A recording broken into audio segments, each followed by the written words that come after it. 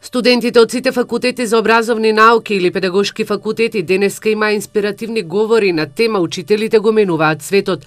Деканката на Факултетот за образовни науки при Штипскиот универзитет Гоце Делчев, Сонја Петровска, вели дека оваа манифестација ја организираат веќе втора година поред, со цел да се промовира учителската професија. Сметаме дека со овој настан ќе придонесеме во афирмација на учителската професија и ќе им дадеме можност на нашите студенти да се самоафирмираат и како личности кои што мислат и говорат за она што ќе бидат. Студентите кога зборуваат, ние треба внимателно да ги слушаме.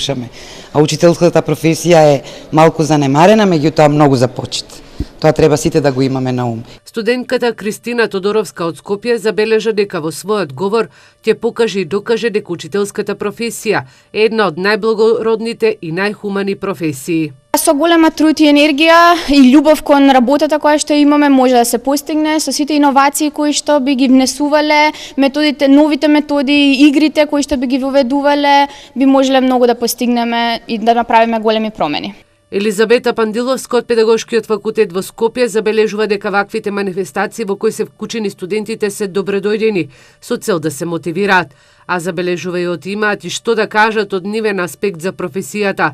Прашана колку младите се мотивирани да се запишуваат на педагошките факултети во земјава, во услови кога платите на учителите не се високи, а имаат и низа на обврски надвор од часовите, и дали имаат направено анализа за оваа прашање, Пандиловска вели дека работат на интерни истражувања, а резултатите очекуваат и наскоро да се објават.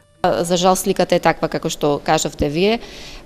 И учениците веќе во самото образование, можеби повеќе во оној средношколски циклус се повеќе, помалку да речам, заинтересирани за учителската професија. Не е важно дали станува збор за првиот циклус или вториот циклус на образование. Демотивацијата е токму од сите тие услови во кои што денес се наоѓа учителската професија, пред се малата финансиска неповолна ситуација во која се наоѓа професорскиот и учителскиот кадар, условите во кои се работи, притисокот од родителите, од самата средина.